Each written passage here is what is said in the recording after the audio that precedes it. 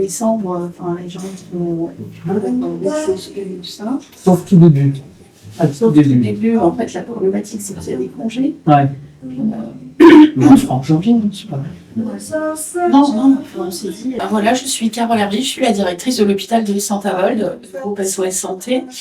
Et dans le cadre des orientations stratégiques et de notre politique ville-hôpital, nous souhaitons développer des consultations avancées dans des territoires de santé où en fait l'accès aux spécialistes est restreint, faute d'offres médicales à ce propos. Donc c'est vrai qu'avec Fénétrange et avec la maison médicale et Monsieur Piatnowski, on a déjà commencé à collaborer sur les consultations avancées en urologie, puisque le docteur Butov, urologue, a démarré des consultations avancées il y a maintenant 3-4 mois, 2020, Oui. à peu près. Voilà. Et je pense que la population est satisfaite. Et donc, dans ce registre-là, on a souhaité proposer une offre complémentaire, notamment en chirurgie orthopédique.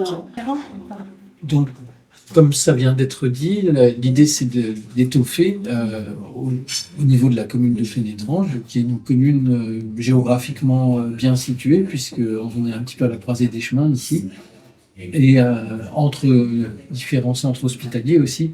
Donc, d'étoffer l'offre, et c'est vrai que l'orthopédie, ici, elle est généralement pratiquée par des rhumatologues, hein, on voit souvent ça, et c'est effectivement les délais d'attente assez importants. Donc, l'idée de faire venir des orthopédistes, ça nous va bien. Et donc de permettre à la population non seulement de bénéficier peut-être de certains soins, mais aussi des diagnostics, et ça c'est important. Quand il y a j'ai encore croisé un habitant qui a eu un traumatisme du genou et qui n'est pas très bien pris en charge pour l'instant, parce qu'il y a des délais dans les hôpitaux, et donc il y a une vraie demande en fait. Donc je suis ravi d'accueillir monsieur le chef de service, et puis donc les deux praticiens, je pense que c'est plutôt vous qui allez accueillir les patients pour commencer. Voilà, l'idée serait peut-être quand même qu'on voit ensemble déjà un petit peu les différentes compétences que vous allez pouvoir déployer là, ici en ambulatoire, parce qu'évidemment, ce ne seront peut-être pas les mêmes que celles que vous pouvez proposer à l'hôpital, hein, mais déjà en consultation, on peut faire pas mal de choses, je pense. Bien sûr.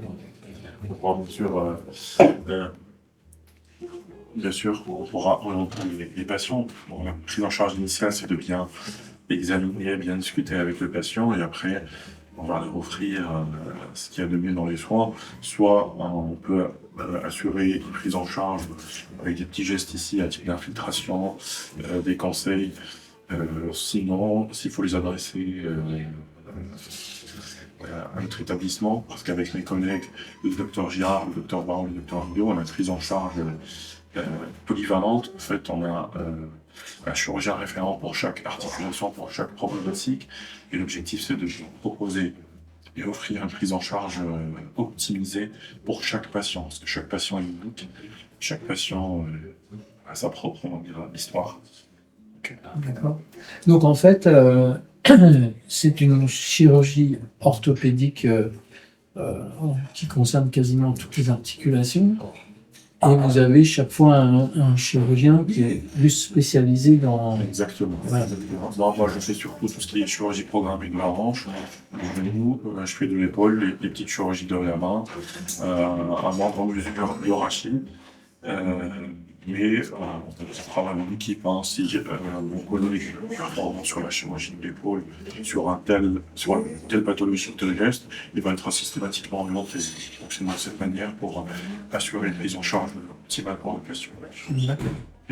Donc en gros, si j'ai décodé, vous faites aussi un peu de neurochirurgie, ou c'est puisque vous proposez une chirurgie du rachis? Oui, alors on peut prendre en charge tout ce qui est pathologie dégénérative l'urachie, notamment le canal Lambert étroit, les problèmes d'hernie discale. On prend en charge aussi, on fait aussi des cimentoplasties pour tout ce qui est fracture sur os pathologique, tout ce qui est fracture sur osteoporose. On fait des jets, on va dire, adaptés à notre structure. Hein. Je travaille en concertation avec un docteur Mido qui est aussi spécialiste d'urachie pour assurer une prise en charge de chaque patient. D'accord. C'est un monde assez large, donc on a tout ce qui est chirurgie de la hanche, chirurgie des genoux, donc pose de prothèse, j'imagine. Il y a pose de prothèse pour la hanche par une voie antérieure, on fait une voie anatomique, on passe entre les muscles, on ne coupe pas de structure anatomique, et du coup, les patients arrivent à remarcher quasiment la même chose, Vous cimentez. Alors, on cimente si besoin. Ouais. La cimentation de la tige, de la cupule, ça c'est les composants de la prothèse, ils sont plus systématiques sur cas par cas, sur fonction de l'état osseux du patient, sur fonction de l'âge. Et l'objectif, c'est de, on va dire, garder la prothèse posée le plus longtemps possible.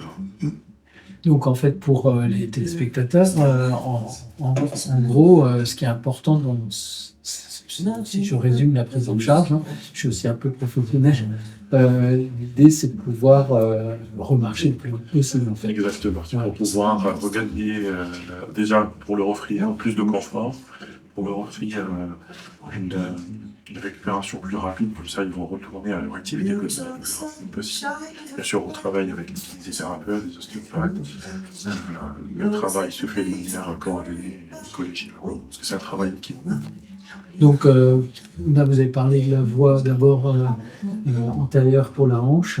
Au niveau des genoux, alors c'est des prothèses totales, des hémicompartimentales. Oui, on peut faire des prothèses totales de genoux, on peut faire des prothèses compartimentales, mais mon collègue, le docteur Girard, fait pas mal de prothèses influoro-patellaires, bien sûr, il faut que ça soit appliqué. Et on est très avancé sur le côté dégénératif, le côté des prothèses de genoux. D'accord. Et alors, au niveau, c'est un peu pour éclairer les téléspectateurs sur le niveau de prise en charge, tout ce qui est imagerie, vous prenez en charge aussi, parce que c'est important l'imagerie avant la chirurgie. Ça fait partie de l'examen, on va dire. C'est l'examen paraclinique, après avoir examiné, on voit le cliché radiologique, le cliché gestionnaire, et ça permet d'orienter la prise en charge, d'orienter le diagnostic. Donc ça, c'est important. Moi, je vais encore poser une question, puisque j'essaie de recenser les pathologies les plus fréquentes, c'est sûr, hanche, genou, mais il y a aussi beaucoup épaules. Il y a beaucoup de pathologies de l'épaule, notamment les ruptures de la coiffe rotateur, les bursites. Alors bien sûr, ici, on pourra indiquer une infiltration de la fer le jour même, si c'est indiqué, si le patient on va dire, présente un état de santé compatible avec cette infiltration. Si elle présente une rupture, ou on va dire une arthrose de l'épaule, il pourra être pris en charge directement à notre établissement. En concertation avec le docteur Marion, qui est spécialiste de l'épaule. Et on verra s'il faut indiquer soit une préparation de la coiffe rotateur, soit un autre geste plus adapté. Donc, on va dire les réparations de la coiffe, parce qu'il y a évidemment beaucoup de discussions à ce propos, parce qu'elles ne sont pas toujours faciles à faire. Donc, vous avez vous développez l'âge limite, ou alors on peut après là tout âge, parce que c'est une vraie discussion. Ça. Exactement, c'est au cas par cas. Voilà. Au cas par cas, c'est en fonction surtout c'est en fonction des patients, c'est en fonction de leurs besoins fonctionnels. Est-ce qu'ils sont surtout gênés par la douleur, est-ce qu'ils sont surtout gênés par la faiblesse du membre? Exactement. Là, on fait, c'est quasiment un traitement à la carte. Il y a des directives internationales qu'on suit, mais chaque traitement doit être adapté à chaque patient parce qu'il est unique. Et c'est vrai que si la rupture est ancienne, on ne va pas indiquer de réparation parce que le muscle est très fonctionnel. Et là, c'est plutôt l'indication des arthroplasties de l'épaule. Donc, on met une prothèse d'épaule, une prothèse inversée qui permettra de supplanter la colonne rotateur. Les doigts de rotateur qui n'est plus fonctionnel, il y aura le muscle d'épaule qui va prendre petit à petit la relève. Donc en fait, pour les patients qui souffrent vraiment de façon chronique de l'épaule, parce qu'il y en a, on peut trouver, même sous la forme d'une prothèse, une solution pour au moins retrouver une épaule non douloureuse. Exactement. Voilà. De toute façon, initialement, il faudra l'examiner. Après la pose du diagnostic, en général, ça relève du traitement fonctionnel. On indique soit l'infiltration, mais toujours quasiment des séances de rééducation, parce que ça, en général, ça permet de soulager quasiment la moitié des patients. Et si le traitement conservateur, évidemment chirurgical, ne marche pas, là, on pourra passer à l'étape suivante. Merci. Enfin, on fait une petite pause. Bon. Et, moi, j'étais à un moment assez spécialisé dans la confection de strapping, mais voilà, parce que je travaillais avec des sportifs, et on arrivait à avoir des résultats super rapides sur les enfants, sachant qu'il y a quand même un délai de cicatrisation, c'est pas... voilà, quoi. Ouais. Mais les fractures du poignet, les fractures du genou, c'est vrai que même avec un peu plus interventionniste, même sur des fractures peu déplacées, parce qu'au lieu de laisser un plâtre pour un poignet pour 6 semaines, on opère les jambes, le lendemain, on commence à bouger aussi le poignet. Le genou, c'est exactement pareil. Sans appui, mais on bouge. C'est un peu criminel, entre guillemets, d'immobiliser une articulation, alors que c'est fait pour bouger de l'articulation. Population, c'est que à l'hôpital de Saint-Avold, on n'est pas un hôpital public, on n'est pas une clinique privée non plus. Et donc, on ne pratique pas de dépassement pulmonaire. Donc, en fait, il n'y a pas de reste à charge pour le patient. Donc, ça donne simplement aux téléspectateurs l'idée que on a ici à Fénétrange, on va pouvoir venir pour pas mal de sujets, en fait. Et ça couvre à peu près l'ensemble des pathologies courantes. Et on a pu aussi en discuter tout à l'heure, la possibilité d'être orienté si jamais il y a des pathologies qui échappent à ce que vous êtes en mesure de proposer par rapport aux dimensions des plateaux techniques et autres. Vous avez aussi des relais, que ce soit à Metz, à Strasbourg. Mais ce qui est bien pour le patient, c'est de savoir qu'il peut venir là et qu'il aura le bon conseil. Voilà. Que dans la majorité des cas, dès qu'on peut le faire, on fait des gestes en ambulatoire. On ne garde pas les gens hospitalisés. Ça s'anticipe dès la consultation. Mais la plupart des gestes maintenant sont faits en chirurgie ambulatoire. C'est vrai que pour les conditions sportives, le patient ne vit pas seul, oui, c'est ça. il n'est pas isolé. Mais autrement, les gens sont contents de ce concept. Oui, c'est vrai que de pouvoir être mobilisé le moins longtemps possible, de pouvoir rentrer chez soi le même jour, tout ça, c'est important. On peut anticiper. Je veux dire, quand on voit les gens en consultation, ils ont déjà toutes leurs ordonnances post-opératoires. Donc, ils vont à la pharmacie, ils contactent même le kiné avant, l'infirmière avant. Le jour de l'intervention, ils rentrent chez eux, il y a tout qui les attend, tout organisé. Tout planifié. Oui, donc... C'est-à-dire un mot sur l'infirmière de Franchi, qui réexplique. Oui, alors, nous on fait nos ordonnances qui sont délivrées lors de la consultation, et on a aussi une infirmière coordinatrice lors de la consultation d'anesthésie qui va tout expliquer au patient, son parcours de A à Z, les ordonnances. Donc ça, c'est un petit plus aussi, parce que parfois en consultation, les gens ne comprennent pas, sont un petit peu un peu impressionnés par l'intervention qui va être faite. Donc on leur répète une deuxième fois, avec une infirmière qui a le temps de leur expliquer, de leur détailler les ordonnances. Donc ça, c'est un plus aussi, les gens apprécient. Oui, parce que c'est vrai que souvent, quand on est dans la consultation, on est déjà stressé, pas forcément super attentif et réceptif. Et donc, on ressort et on... C'est beaucoup d'informations, en fait. Oui, et les gens n'ont pas forcément compris ce qui se passe, ce qui va être proposé. Alors, on montre exactement, voilà, telle fracture, on va faire ça. Et on leur montre après le suivi, la réaction du câble osseux, la constellation osseuse, donc c'est toujours... C'est bien. Oui, et puis comme ça leur donne une notion de délai. Exactement, ils arrivent à se projeter. Et de savoir ce qu'on a le droit de faire et pas le droit de faire, et pourquoi on a le droit de le faire ou pas. Ça joue. Ils les adhèrent plus aux personnes. Ouais, voilà, c'est ça. Ça les implique plus dans la réflexion. Parce que là, on est là pour recommander, pour conseiller, mais avec une façon fait le nécessaire pour assurer d'avoir le bon résultat. Pathologie de membre inférieur, on a souvent la question appui, pas appui. Et souvent les gens ils disent ouais mais moi j'ai essayé ça marche alors j'appuie quoi. Je me dis mais attendez si on vous demande de pas appuyer c'est qu'il y a une raison quoi. C'est voilà. Ça, exactement, ça dépend des personnes. Mais on leur dit qu'il faut Oui. être dupé par l'amélioration des douleurs, Oui, tenter c'est ça, qu'on ouais, appuie, ouais. parce que ça peut faire bouger, peut faire aggraver les douleurs. Tout à fait. On prend le temps d'expliquer les choses. Ah oui, alors après ça se passe pas. Je pense que c'est le côté le plus important. C'est prendre le temps de bien communiquer avec les gens pour. Ça fait partie de la philosophie qu'on développe ici et ça fait aussi partie d'une espèce d'économie de moyens parce que ça évite de devoir reprendre les choses après.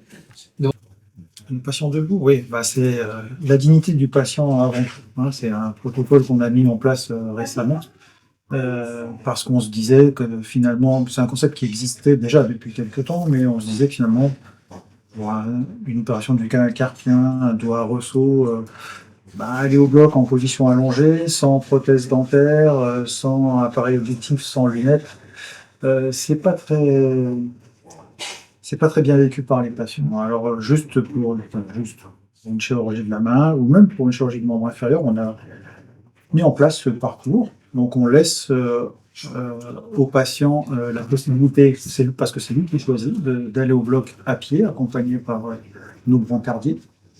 Et puis on laisse tous les appareillages dentaires, auditifs, les lunettes, jusqu'à la table d'opération. On peut communiquer avec nous et échanger jusqu'au moment de l'intervention. Et dès que l'intervention est terminée, il récupère tous ses appareillages et il repart dans le service, accompagné là aussi avec un brancardier, jusque dans le service de chirurgie ambulatoire. Oui. Les patients debout bénéficient beaucoup de l'anesthésie loco-régionale. Maintenant, c'est exceptionnel de faire de l'anesthésie générale. Hein. Ouais. Et de plus en plus. De plus en plus de loco-régional, de rachianesthésie pour les chirurgies du membre inférieur. Donc, ça aussi, ça rend les suites plus simples. Hein. Anesthésie un peu à la carte. Hein. Et c'est vrai que moi, par exemple, si j'aurais une chirurgie du membre inférieur chez mon collègue Dr Girard, j'aurais préféré venir être réveillé, être au contrôle relativement jusqu'à la fin. On va dire au maximum d'intervention. Hein. Ça, c'est mon impression. Après, peut-être les patients diront compte. On a aussi beaucoup de patients qui aujourd'hui ont avancé en âge avec des problèmes de nex qui rendent une anesthésie générale compliquée, voire parfois difficile ou impossible. Donc c'est quand même bien de savoir que vous proposez aussi d'autres approches anesthésiques qui leur permettent de se faire opérer quand même. Oui. Parce qu'on a quand même les patients complexes, des grosses pathologies, souvent ils disent mais... Et pour commencer la consultation, on commence en janvier, c'est ça? Et pour le choix des jours. C'est vous qui choisissez. Il faut juste pas que ce soit en même temps que voilà, c'est tout. Et alors ça commencerait par une demi-journée ou comment on fait une journée? Une journée, on voit, si on l'annonce assez... Si on l'annonce assez tôt et que c'est sur Doctolib, on a vu pour l'urologie, ça fonctionne tout de suite, c'est incroyable. Comme on l'a fait la fois précédente, de faire une réunion grand public autour d'une fin d'après-midi et on enchaînerait ensuite avec une réunion plus axée sur les professionnels de santé au sens large, les médecins traitants, les kinés, les ostéopathes, les infirmières.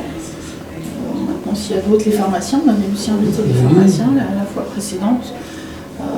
Du coup, ce serait autour du 27 novembre, à confirmer quand même, voilà, pour un démarrage de consultation en janvier 2026.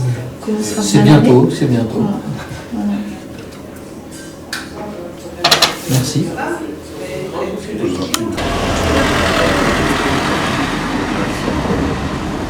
Si on peut juste faire une photo là en bas. Devant là.